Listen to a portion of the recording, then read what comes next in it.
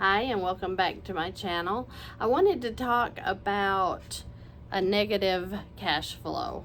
Let me explain first of all what a negative cash flow would look like. So if you made $2,000 a month and this was your income, then you have expenses like you have $500 in rent, you have $200 in a credit card, number one. You have $250 in credit card, number two. You have your utilities then. If we said they could be, let's say $1,000 in your expenses, and that being, your car payments, your household expenses, whatever your expenses are, with your utilities, phone bills, gas, car insurance, those are your expenses. So of course we would need a list of these. But then if you had a car payment that was $300 a month,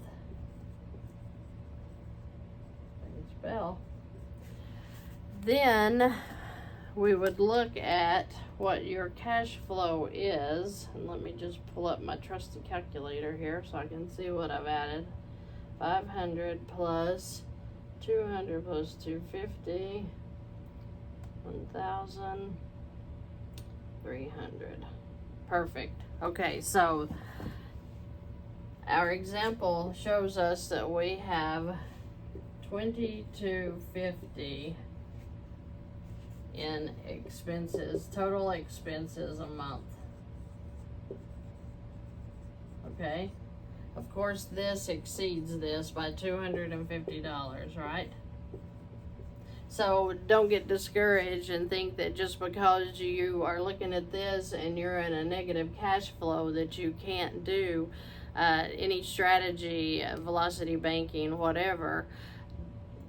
Don't be discouraged, because we can take your numbers with these credit cards. We can do things that will give you this cash flow back while you work on bringing down your debt. Maybe you need to pay off a car.